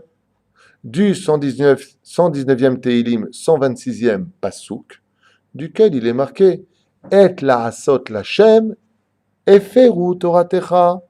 Comment se fait-il, toi, que Rabbi Yehuda Hanassi, tu as osé mettre par écrit la Torah orale alors que papa, Avinu Sheba Shamayim, t'a dit tu ne le mettras pas par écrit, tu n'as pas le droit de mettre la Torah orale par écrit. Comment se fait-il que tu as utilisé le verset 2 j'ai le droit de te renverser papa, j'ai le droit de ne pas t'écouter papa? Parce qu'étant donné qu'à l'époque de Rabbi Yehuda Hanassi, nous sortions en galoute, les Romains nous avaient expulsés d'Eretz Israël pour nous emmener à Rome. Et la Shrina donc a dû nous suivre pour nous surveiller. Donc la Shrina ayant un peu divorcé du Créateur, ça devient Ish et Imo et Aviv Tiraou. D'abord, tu as le droit d'écouter autant ta mère que ton père, donc la Shrina. Et la Shrina, c'est pas Dieu. C'est une partie dévoilée d'Hachem dans ce monde. C'est le Shem Adnout dans la Kabbalah, tandis que Dieu, c'est le Shem Yud Kevavke. Le Shem Adnout, Aleph Dalet Nut, comme nous on le prononce. C'est pas marqué Adnout dans la Torah, on dit pas Adobai dans la Torah. C'est marqué Yud Kevavke. Pourquoi? Parce que dans le monde dans lequel on vit, on est tellement impur qu'on ne peut pas prononcer le nom de Dieu tel qu'il est marqué, qu'on appelle le tétragramme. Donc on ne peut le prononcer qu'à travers le dévoilement d'Hachem. J'ai nommé la Shrina, c'est-à-dire Adnout, Aleph Dalet Nun Yud. Vous avez compris?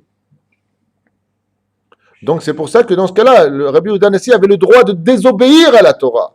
Et la Asot Hashem Feru Torah Tera. Pourquoi? Parce qu'étant donné que la Shrina s'est séparée en suivant l'Israël, les enfants d'Israël dans la Toum'a, c'est-à-dire que la mère est partie avec ses enfants, et le père est resté à la maison.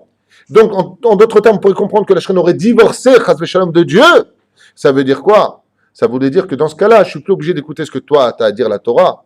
Mais pour sauver Hachem, et la asot l'Hachem, oui, et feru Toratecha, j'ai le droit, papa, de ne pas t'obéir, parce que maman m'a donné aussi une mitzvah à faire, basée sur la paracha de Kedushim, où là-bas, il y a marqué la mère avant le père.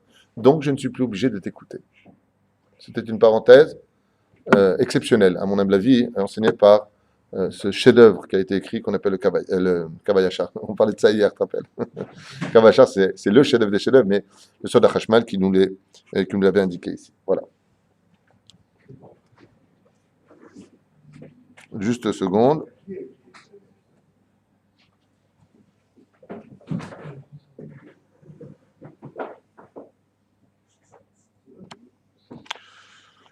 Lotignovu, à propos de la mitzvah, raconter comme ça deux petites histoires à propos de Lotignovu, l'importance de ne pas voler. L'importance de ne pas voler, vous avez un cours Bezrat Hashem lundi soir avec le Rav Yaakov Sitruk, avec qui Bezrat Hashem Lineder, on fait une conférence donc, ici ce soir sur l'organisateur appelait ça Robin des Bois, je crois, ou Rabin des Bois, je ne sais pas comment il appelait ça, peu importe. Quoi qu'il advienne, dans la paracha, il est marqué Lotignovu. Alors on ne parle pas bien entendu de voler une âme, comme c'est marqué dans les 10 commandements, et de la vendre. On parle ici de voler vraiment l'autre. Alors aussi, on raconte comme ça l'histoire de Ishechad, un homme, je vous la raconte brièvement, qui avait, il vendait du lait. Il vendait du lait, tout simplement, et comme il avait besoin d'argent, qu'est-ce qu'il a fait? Il s'est dit, bon, si je rajoute 10% d'eau, personne ne le verra. La quantité de lait était dans des cuves comme ça. Et puis il a l'habitude comme ça de les déposer chez les marchands et ainsi se faisaient les ventes. Et qu'est-ce qu'il a fait en mettant de l'eau? Il s'est rendu compte qu'en goûtant le lait, bon, il n'avait pas vu vraiment la différence, c'est une petite différence. Alors il a ajouté 20%, puis arrivé à 50%. Arrivé à 50%, il a essayé de vendre le lait, et puis il a gagné, bien entendu, le double de ce qu'il devait gagner, puisqu'il avait le plus de quantité. D'accord? Seulement voilà, en revenant de cette merveilleuse mission à ses yeux, il a acheté un petit singe pour amener à son fils. Petit singe, petit chimpanzé, comme ça, tout petit, sympathique, au début en tout cas. Et s'étant embarqué maintenant sur, la sphina, comment on dit une sphina? Sur le bateau, hein. Il s'est endormi. Qu'est-ce qu'a fait le singe? Il a commencé à prendre ses pièces qui étaient dans le sac, il a commencé à les jeter partout la mer. Quand il s'est réveillé, qu'il a ressenti les choses, il s'est mis vite à compter son argent, et il s'est rendu compte que le singe lui avait jeté exactement la moitié des pièces. Une vraie histoire comme ça que nous raconte les Chachamim, banale, très simple, et qui veut dire tellement. L'argent malaki ne profite jamais. Ce que tu as gagné, tu l'as perdu. Une histoire qui s'est passée à Armon Nativ, comme a raconté mon rab, le Rabbi Gabian Shlita, parce que je sais qu'Acher Cohen adore les histoires à raconter à table, alors je te raconte une histoire qui s'est passée. À la synagogue, donc Mishkan Reuven, là où il y a Aureliaou, il y a un Israélien comme ça qui passe et qui trouve par terre pendant Shabbat Kodesh un billet de 200 shekels. Il trouve un billet de 200 shekels. Et là, au lieu de comprendre la lacha, d'aller se renseigner, il a tellement eu peur de le perdre, il a des sentiments pour le billet, c'est normal. Ouais. Tombe amoureux de lui, ça a été le coup de foudre quand ils se sont vus. Qu'est-ce qu'il a fait? Il l'a pris avec les mains et il l'a mis dans un trou comme ça. Il a pris avec du par terre avec ses mains. Donc, Akira Va'anacha, il a fait 2 Isurim dans la Torah. Donc, il a déplacé de plus, Chesron Kis, un objet strictement interdit pendant Shabbat Kodesh, et il l'a enfoncé comme ça dans le mur comme du kotel, parce que là-bas, c'est les pierres de Yerushalayim. Au lieu de faire comme la halakha l'aurait dit, si vraiment elle n'aurait pas pu se retenir, de donner des coups de talon en arrière, mais chinouille. D'accord? Faire un chinouille, de mettre quelque part. Mais là, il n'a pas pu résister. Et la même semaine, il a eu un problème à la dent. Il a eu une participation, il avait Zahav, comment ça s'appelle Bitoire, comment ça s'appelle Non. Non. La Maccabi, Zahav, il s'est cassé un bout de dent. La participation était de 200 shekels. Il est parti raconter au Ravari qui me l'a raconté, et le Ravari lui a dit quand tu vas, tu veux prendre des choses que la Torah t'interdit, bah sauf, toi comment tu penses? Heureusement que j'avais eu 200 shekels pour payer la dent cassée. Le Ravari lui a répondu si tu n'avais pas pris ces 200 shekels, qui étaient, comme tu les as pris, tu n'aurais pas eu la dent cassée. En d'autres termes, on voit ce que l'argent malaki peut donner. Et une dernière histoire avec Rav Zusha, on raconte comme ça, Miani Poli, qui avait une liasse de billets, une petite liasse comme ça, de billets de valeur, bon, des billets, comme tu dirais aujourd'hui, des billets de 500 euros, on va dire comme ça. Il ne savait pas où les mettre, c'est ce qu'elle a fait, les a mis dans son tanar. Et pour pas qu'on y vole, les a mis dans la paracha de Kedoshim, il y a marqué là-bas, Lotignov, tu ne viendras pas voler. Et quand il est revenu, qu'il a trouvé la Bible qui avait changé d'endroit, ça a un petit peu bougé, il s'est rendu compte que quelqu'un était rentré, tout de suite il a ouvert, il a regardé dans le parachat Kedoshim, il n'a pas trouvé, mais par contre il a retrouvé un peu plus loin où c'est marqué Ve'afta l'ereacha kamocha. Tu aimeras ton prochain comme toi-même. Voilà. Alors je voudrais continuer sur la paracha, juste en comptant encore une parenthèse importante, c'est qu'il y a marqué justement dans la paracha, un peu plus loin donc, il y a marqué Ve'afta l'ereacha kamocha, et on a une particularité hors du commun dans cette paracha. Pourquoi? Parce que dans toutes les mitzvot que nous avons dans le judaïsme, nous avons les mitzvot entre l'homme et son créateur, comme on le voit dans les 10 commandements, du côté droit, l'homme et son créateur. Par contre, du côté gauche, nous avons l'homme et son prochain. Curieusement, comme d'ailleurs dans le Seder de la paracha Mishpatim, nous avons la paracha de, des 10 commandements en paracha des 3. Après, on a les commandements entre l'homme et son prochain. D'accord, les Mishpatim. Quoi qu'il advienne, il y a une mitzvah qui est particulière. C'est la mitzvah de Ve'afta l'ereacha kamocha. Tu aimeras ton prochain comme toi-même. Et ça, c'est très curieux. Pourquoi c'est très curieux? Parce que la fin du verset vient renverser tout le principe. On a dit, il y a des lois. Il y a les lois entre moi et toi, ou toi et moi, et il y a les lois entre l'homme et son créateur. Par contre, Ve'afta l'ereacha kamocha, c'est une loi entre qui et qui? Tu aimeras ton prochain comme toi-même, c'est entre l'homme et l'homme. On est bien d'accord. Et si je te dis Ani Hashem, c'est entre qui maintenant? Entre l'homme et Dieu. Donc on a un commandement qui est Yotze Dofen, qui est Yotze Minaklal. C'est que nous avons une mitzvah de la Torah qui curieusement vient nous dire non, cette mitzvah elle est entre toi et l'homme et toi et Dieu. On est trois là-dedans ou quoi? Oui. Je pensais qu'avec une mitzvah on était trois. Faire un enfant, comme on l'a souvent expliqué. Non, il y a une autre mitzvah. La mitzvah d'aimer ton prochain. Pourquoi? Parce qu'étant donné qu'il est connu, et de nature, je dis bien de nature, qu'un homme s'aime toujours lui-même, à un tel point que la Gemara dans Masechet Makot nous dit un homme ne peut pas être témoin pour lui-même. Pourquoi? Parce qu'il est Nagua Bedavar, il est proche de lui, parti pris. Prenez un exemple. On vous montre une photo on vous montre une photo du CM2 à l'école. D'accord? Quelle est la première personne que vous allez chercher à voir sur la photo? Vous-même. L'homme est proche de lui-même. Donc, comment tu veux que j'aime l'autre plus que moi-même, ou autant que moi-même, puisque je suis, de façon naturelle, plus proche de moi que de vous? Le commandement de la Torah vient nous dire Ve'ahavta lireacha kamocha ani Hashem. Je suis Dieu. Mais c'est impossible, selon la nature des choses, d'aimer plus l'autre que moi-même. Je veux bien t'aider, mais charité bien ordonnée commence d'abord par soi-même. Donc c'est une loi qui est un peu anti-nature, et on ne peut pas être surnaturel. Sauf si à la fin, on ne le fait pas pour soi. Exactement. Ça veut dire que tu ne peux arriver à aimer l'autre au même niveau que tu t'aimes toi-même qu'à une seule condition. Que tu aies la crainte du ciel, parce que Dieu te demande de l'aimer. C'est pour ça que Dieu est obligé d'intervenir dans ce commandement de la Torah de Ve'ahavta lireacha kamocha, parce que selon la nature de l'homme, c'est impossible. Mais si tu le fais pour moi, ça me rappelle un peu ma mère. Des fois, quand j'étais jeune, je me prenais la tête avec mon frère, elle me disait Michel, je crois que c'était mon nom au début, Michel. Non, Michel, ça veut dire en tunisien, c'est pas grave. Bon, tu veux pas le faire? Bon, fais-le pour moi. Voilà, Soudi, fais-le pour moi. C'est ce qu'il demande à Hachem. Je te demande pas d'aimer l'autre juif parce qu'il le mérite. Je te demande pas de l'aimer parce que c'est impossible. Je te le demande parce que je suis Hachem, je te le demande. Parce que Ve'ahavta lireacha kamocha, c'est la même gematria que Ve'ahavta Hashem Elokecha. Tu aimeras l'Éternel, ton Dieu, c'est la même gematria que le mot kamocha. Et sur ce, je vais m'expliquer. Selon la thèse de Rabbi Akiva, par exemple, dans le Talmud, imaginez que la personne soit très obèse. D'accord? Et il se déteste. Parce que vous savez que l'obésité joue énormément sur le moral. Quand tu maigris, tu te sens bien, tu peux t'habiller partout. Tu vis quelque chose de différent, une dimension complètement différente que quand tu es mal à l'aise et tu vis un complexe d'infériorité. C'est connu. Donc le mec, il se déteste. Le mec, il se déteste. Et on lui dit, t'aimes les autres? Je les déteste. C'est un tzaddik. Tu dois aimer l'autre comme toi-même. Selon Rabbi Akiva, en fin de compte, je suis obligé d'aimer l'autre. Si je m'aime pas, je suis obligé de l'aimer. Seulement voilà. En réalité, on est obligé d'aimer tous les juifs. Parce que dans les juifs, il y a une étincelle divine. Cette étincelle divine vient de la justice divine, qui s'appelle Elohim. Elohim, ça fait combien de Gematria? 86. Kamocha, Gematria, 86. Ce qu'on te demande d'aimer chez le juif, c'est pas ce qu'il est, c'est pas ce qu'il vaut, c'est pas ses facultés ou ses qualités. Ce qu'on te demande d'aimer chez lui, c'est l'étincelle divine qui vit en lui. Car s'il vit ce mécréant à tes yeux, c'est que Dieu le fait vivre, puisque Dieu est en lui. Ce qui fait que si tu ne l'aimes pas, tu as en lui aussi le divin qui est en lui. C'est ce que veut dire le verset.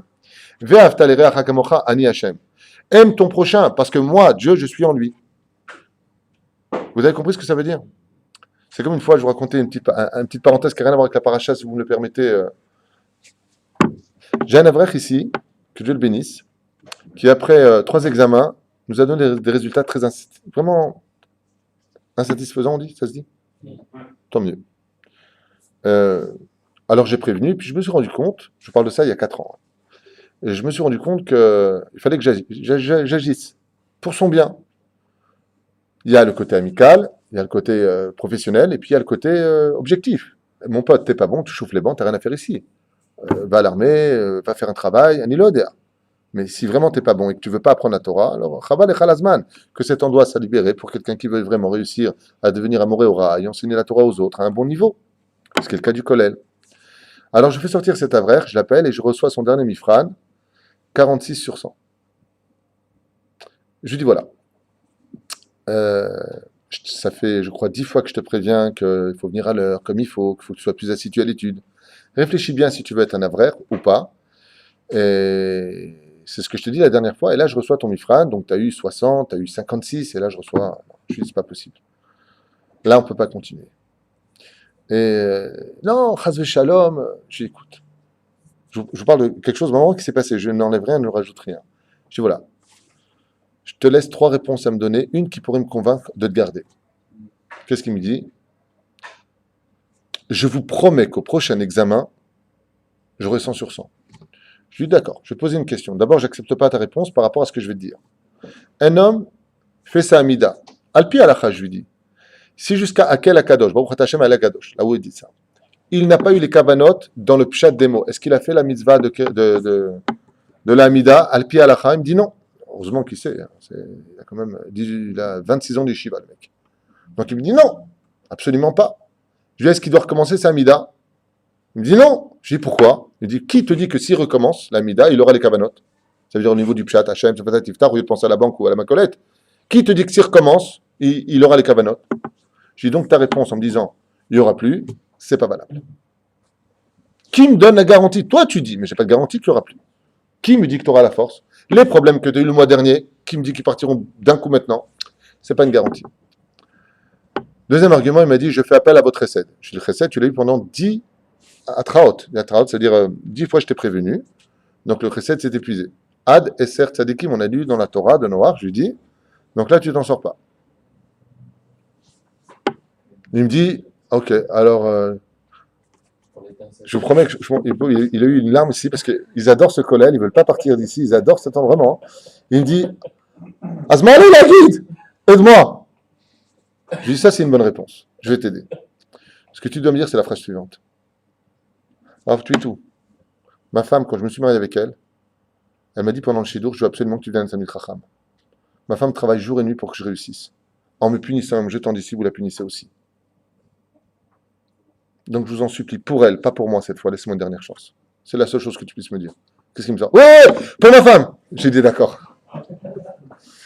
Pour ton épouse et tes enfants, les enfants, ils n'ont pas tout ce qu'il faut à la maison, ils comprennent quoi, 2800 shekels par mois, qu'est-ce que tu peux faire avec ici? Je dis, ton argument, c'était de me parler de ta famille qui, elle, est derrière toi. Pour ta femme, qui, elle, n'a rien fait, qui travaille jour comme nuit pour essayer de subvenir à la famille, c'est son choix à elle. Si je te renvoie elle, qu'est-ce qu'elle a fait, la pauvre? Alors je lui ai dit, Ezrat Hashem, pour elle, je te garde. Pour ton épouse, je te garde. En son honneur à elle, je te prends. Et je te laisse une dernière chance. Baruch Hashem, aujourd'hui, c'est le numéro 2 du collège. Ce même rab aujourd'hui. Il a 100 sur 100 à tous ses examens grâce à Dieu. C'est ça, Ve'afta l'ereacha kamocha. Je ne le fais pas pour toi. Toi, je t'ai déjà prévenu, espèce de sale type. Non! Je le fais parce que derrière toi, il y a la Shrina. Ani Hashem. C'est pour ça que je vous racontais cette histoire. Ani Hashem. Si tu le jettes de ton cœur, tu as jeté Dieu qui est en lui de son cœur, alors que Dieu le fait vivre, donc tu l'as exterminé. Tu extermines une partie d'Hachem. C'est pour ça que le peuple d'Israël, quand on est capable de s'aimer, elle, comme tu l'as dit tout à l'heure, quand on est capable de tous se réunir, même si Chaz Veshalom, on était tous des Rechaim, d'Ovda Vodazara, il y aurait la bracha sur nous, il y aurait le shalom sur nous. Comme c'est marqué noir sur blanc dans la Gemara. Afilu shikulam ovdim avodazara en midat adin shura alehem. Il n'y a pas de midat adin, c'est-à-dire de rigueur qui puisse nous atteindre si seulement on vivait entre nous en paix. Si seulement on vivait entre nous avec amour, parce qu'on sait que chez l'autre il y a Hachem. Si on était capable de cette dimension. Alors je voudrais quand même parcourir quelques mitzvot. On parle de Shiloh Haken. Shiloh Haken, et je vous laisserai avec... Qu'est-ce que c'est Shiloh Hakan? Vous savez qu'il y a 2 mitzvot. Écoutez bien ça avant que l'on se quitte. Il y a 2 mitzvot que la Gemara définit comme étant la mitzvah la plus difficile de tous les mitzvot et la mitzvah la plus facile de toutes les mitzvot. La mitzvah la plus difficile de toutes les mitzvot, j'ai nommé le respect des parents. La mitzvah la plus facile de toutes les mitzvot, j'ai nommé Shiloh Haken. Renvoyer l'oiseau, renvoyer la mer et prendre les oisillons. Curieusement, de toutes les 613 mitzvot et des 7 mitzvot des Rabbanan, rajoutés soit 620 mitzvot en tout, nous n'avons que 2 mitzvot où nous connaissons le salaire de ce que Dieu nous réserve. La première, c'est pour le respect des parents, afin que les jours de ta vie se prolongent. Et la deuxième, c'est l'extrémité opposée, j'ai nommé Shiloh Haken, afin que les jours de ta vie se prolongent. Donc on a exactement le même salaire pour les deux. Et Dieu nous dit, voici le salaire qui t'attend. Bon. Qu'est-ce qu'on appelle une mitzvah kala et qu'est-ce qu'on appelle une mitzvah chamura? Si tu le fais vis-à-vis du salaire, la Gemara vient t'enseigner très rapidement. Fais attention, tu ne connais pas la valeur des mitzvot. Parce que tu vois que pour la plus facile comme la plus difficile, c'est le même salaire. Donc ne cherche pas comme un supermarché où je viens choisir les mitzvot les plus valeureuses à mes yeux, voulant prendre le plus grand salaire qui en ressortirait. Et donc la Gemara vient nous dire, calme-toi. Tu vois bien que pour la plus difficile comme la plus facile, c'est le même salaire. Calmos. Bon. Qu'est-ce qu'on appelle d'après vous une mitzvah kala? Et qu'est-ce qu'on appelle d'après vous une mitzvah chamura? Les chachamim expliquent et disent qu'une mitzvah qui est très difficile, c'est une mitzvah qui demande beaucoup de préparation. C'est pour ça que les gens chutent dans la mitzvah du respect des parents. Une mitzvah facile, Je vais revenir dessus. Une mitzvah facile, c'est une mitzvah qui ne demande aucune préparation. Et effectivement, la mitzvah du Shiloh Haken, c'est-à-dire de renvoyer la mer et de prendre les oisillons, ne peut pas être préparée parce que c'est elle qui te surprend. Je marche dans la rue, je vois un oiseau qui survole au-dessus de son nid. Je ne l'ai pas préparé. Il n'y a pas besoin de préparation. Il me suffit simplement de chasser la mer d'un geste, de prendre les œufs, de les lever, de reposer si j'en veux pas, peu importe. Mais de les lever et de les reposer. Donc ça ne demande aucune préparation. Une mitzvah qui ne demande aucune préparation s'appelle une mitzvah kala. Et de toutes les mitzvahs de la Torah, celle qui demande le moins de préparation, justement, c'est celle-ci. Deux halachot à ce propos, même s'il y a un livre entier à développer sur la mitzvah du Shiloh Haken, de halachot globaliot, comme on dit en hébreu.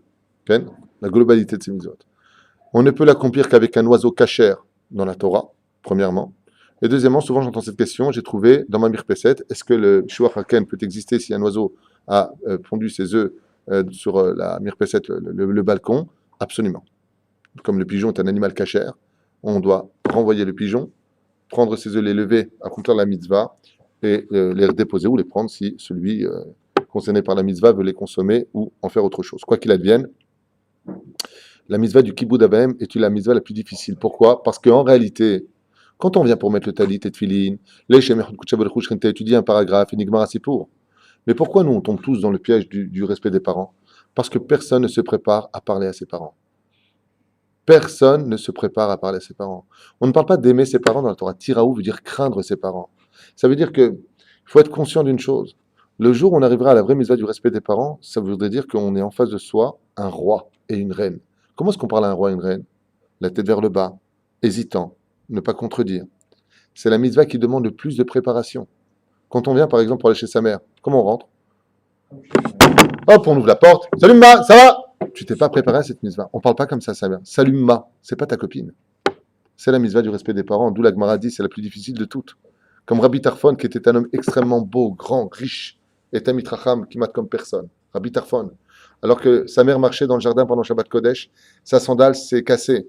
Rabbi Tarfon, qui était multimilliardaire, s'est mis immédiatement, écoutez bien, Rabbi Tarfon, un des plus grands sages de sa génération, Mechaya Metim, il parlait avec Dieu, Roi HaKodesh, multimilliardaire, Rosh Yeshiva, il avait des affaires partout en Israël qui lui appartenaient, des centaines de poalim. Quand il a vu sa mère qui a cassé sa sandale dans le jardin, il y avait des gravillons. Qu'est-ce qu'il a fait d'après vous? Moi, qu'est-ce que je ferais dans un cas pareil? Maman, bouge pas, je t'amène des chaussons. Pas du tout. Rabbi Tarfon, il a dit, je laissais ma mitzvah des chaussons. C'est débile dans notre génération d'entendre une chose pareille. Mais en tout cas, Rabbi Tarfon, on en parle après 2000 ans. Et par millions, on vient sur sa tombe jusqu'à aujourd'hui comme un exemple. Il s'est allongé par terre, Rabbi Tarfon, a mis ses mains à même le sol, et sa mère a dû marcher sur ses mains jusqu'à la maison. Regardez jusqu'où va le respect des parents. La Gemara nous dit, Echan adechan kibud avaim. Même si ton père vient, te crache sur le visage, lève la main sur toi, te prend ton porte-monnaie, te le jette, ton porte-monnaie t'a travaillé dans l'océan, chabed et avicha ve'et imecha. Honore ton père et ta mère. Combien on est loin de cela? Pourquoi on est loin de ça, dit la Gemara? Dans Sen Chachamim, dans tous les Parshanim. Parce que la mitzvah la plus difficile, c'est celle du respect des parents. Et qu'est-ce que c'est une mitzvah qui est difficile? C'est une mitzvah qui demande de la préparation. Qui se prépare devant la porte avant de rencontrer son père ou sa mère? Qui se prépare avant d'élever la voix sur tes parents? Oh, ne te mets pas de mes affaires! Tac, tu tapes la porte. T'as un homme Bayesh. Masachet Kedushin, d'Aflamet Kimdoumani, je crois que c'est là-bas, à Moudbet. On parle de Dama Benetina de Ashkelon. D'accord? Un non-juif qui avait respecté son père, ne voulant pas le réveiller, tout le monde connaît cette histoire, pour prendre la clé du coffre-fort et donner la pierre au Kohanim qui était venu. Ouais.